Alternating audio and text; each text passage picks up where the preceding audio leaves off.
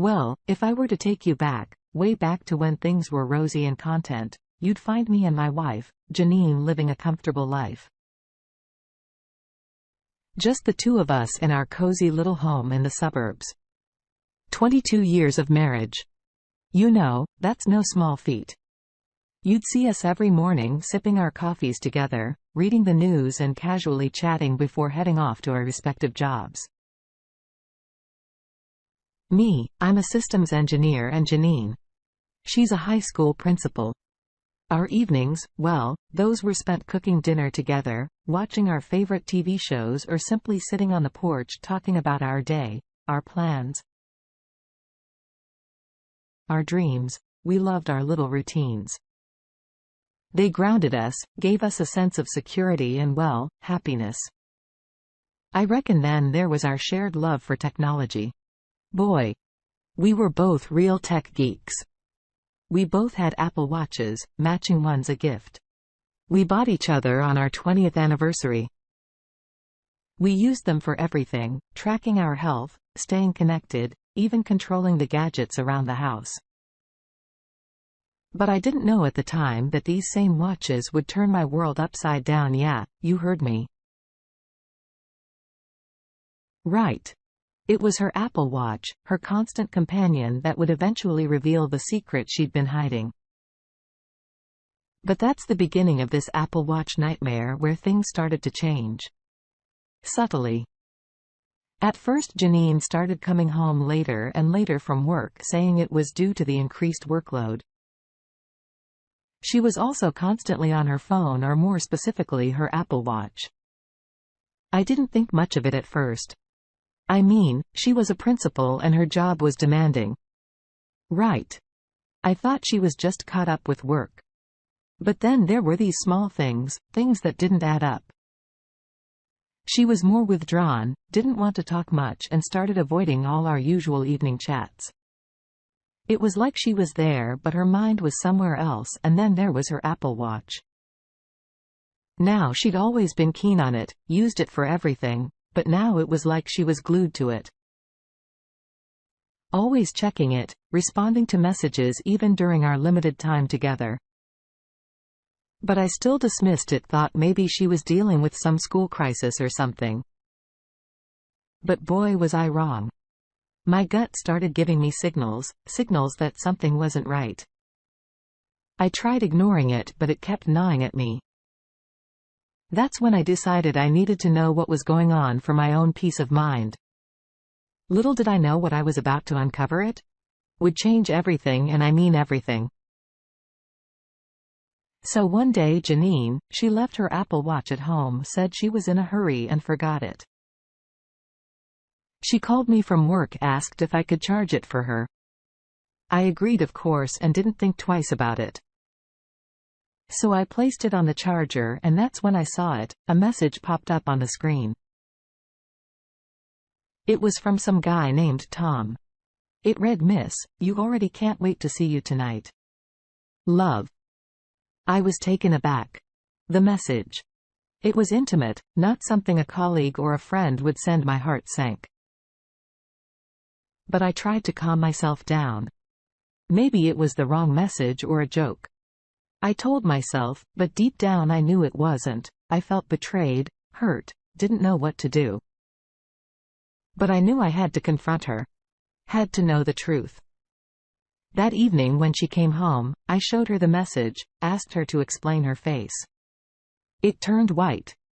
She looked like she had seen a ghost. She stuttered, said it was a mistake, that Tom was just a friend and it was a joke, but I knew she was lying. Her eyes, they couldn't meet mine. I felt my world crumbling. My wife, my partner for 22 years, was cheating on me. It was hard to take in. I felt my heart breaking, but I knew I had to confront.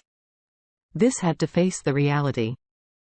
So after that confrontation, things between us, they went south. We fought, we argued, and then we stopped talking. The house was filled with tension and awkward silence.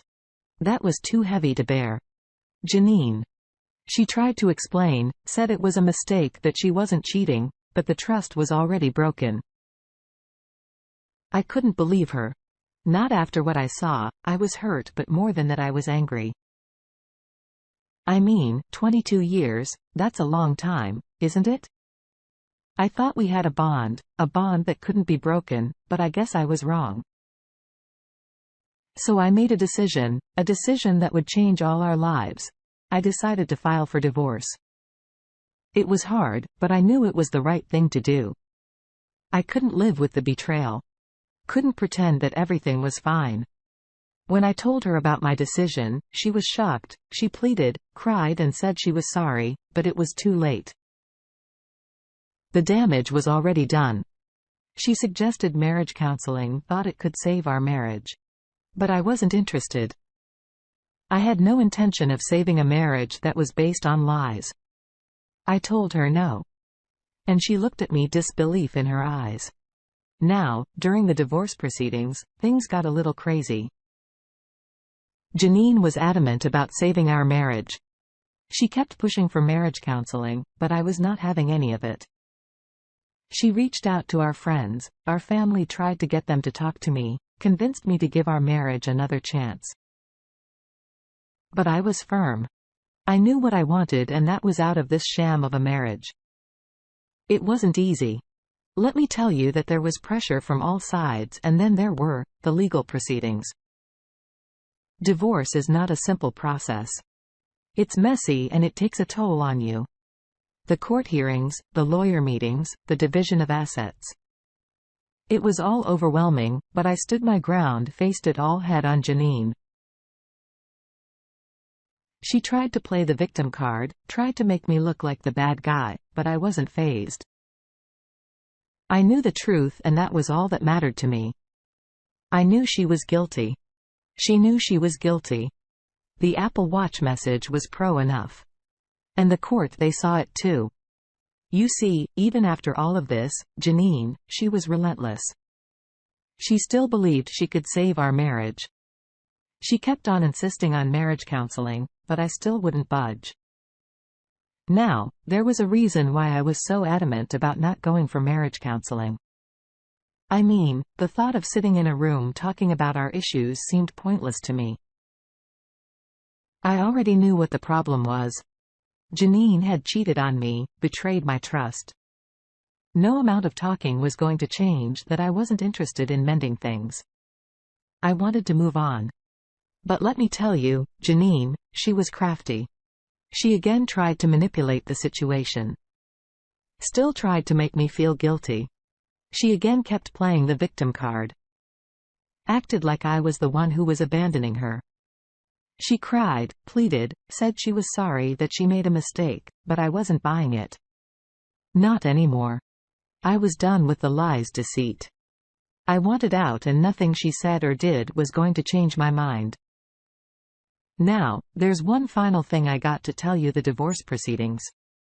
They were done. I was free from the marriage. But Janine, she had one last trick up her sleeve. She walked into court one day with this look on her face, a look. I couldn't quite figure out. We were there for the final hearing to put an end to this mess once and for all. She stood up, looked at the judge, then at me, and she said she was pregnant. Now I got to tell you that threw me for a loop. My lawyer, he was quick, asked for a paternity test. I agreed. Of course, if the kid was mine, I would take responsibility. But I knew Janine.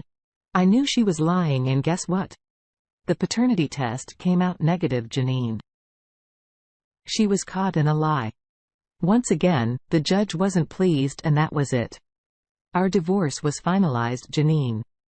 She was left with nothing, her lies, her deceit. It all came crashing down on her. Me, I was free. Ready to start my life, and so that's my story of how my wife of 22 years got caught cheating from her Apple Watch, and how I stood my ground despite everything. A word of advice: trust but verify.